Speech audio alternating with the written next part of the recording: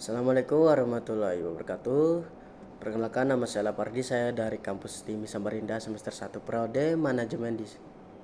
Di sini saya akan menjelaskan tentang dampak kenaikan upah minimum terhadap UMKM. Penjelasan kurva nomor 1. Nomor 1, strategi mana yang paling efisien? Dari 3 opsi yang disajikan, harga tetap laba 9.200 rupiah, naikkan harga 5% laba 14.450 rupiah, kurangi 2 pekerja, laba 9 juta rupiah. Secara ekonomi murni, strategi menaikkan harga 5% menghasilkan laba tertinggi 14.450 rupiah, dan karena tidak mengurangi tenaga kerja, ini paling efisien untuk pemilik usaha dan stabilitas tenaga kerja.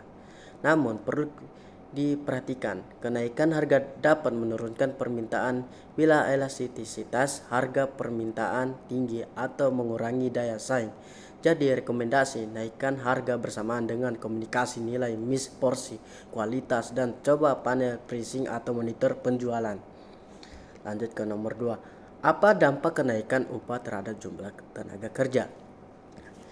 Jika minimum meningkat dan menjadi above equilibrium, meningkat permintaan tenaga kerja oleh perusahaan cenderung turun karena biaya tenaga kerja naik, menyebabkan pengurangan jumlah tenaga kerja PHK atau tidak merekrut. Hal ini terlihat pada opsi-opsi kurangi 2 pekerja dari 15 ke 13 yang menjaga biaya total menurun jika upah naik namun produktivitas juga naik atau usaha menyesuaikan harga.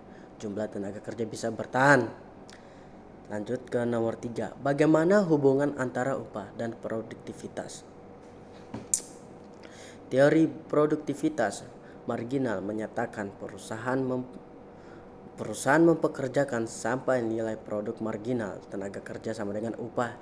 Jika upah naik, perusahaan hanya menambah tenaga kerja bila produktivitas marginal juga naik, sehingga nilai tambah pekerja upah. Oleh sebab itu, kenaikan upah paling aman jika disertai peningkatan produktivitas pelatihan, teknologi, reorganisasi kerja tanpa peningkatan produktivitas.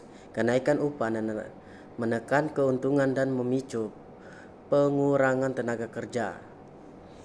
Lanjut ke nomor 4. Bagaimana efeknya terhadap inflasi dan daya beli? Kenaikan upah ceteris paribus meningkatkan daya beli rumah tangga, meningkatkan permintaan agregat.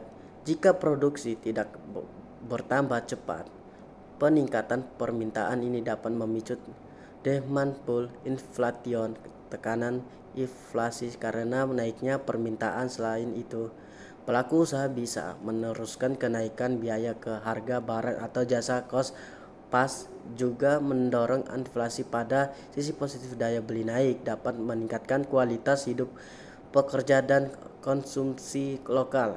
Penjelasan nomor 2. Grafik pasar tenaga kerja. Saya sudah membuat grafik keseimbangan pasar tenaga kerja sebelum dan sesudah kenaikan UMP, menampilkan kurva permintaan LD dan penawaran LS, titik keseimbangan upah dan jumlah tenaga kerja. Garis UMP sebelum 320 juta dan sesudah 352 juta. Skenario surplus tenaga kerja pengangguran bila UMP baru lebih tinggi dari upah keseimbangan. Kita lanjut penjelasan nomor 3. Panduan cepat untuk soal bab 4. Yang pertama, buat grafik keseimbangan pasar tenaga kerja sebelum dan sesudah kenaikan UMP. Sudah saya buat contoh grafik.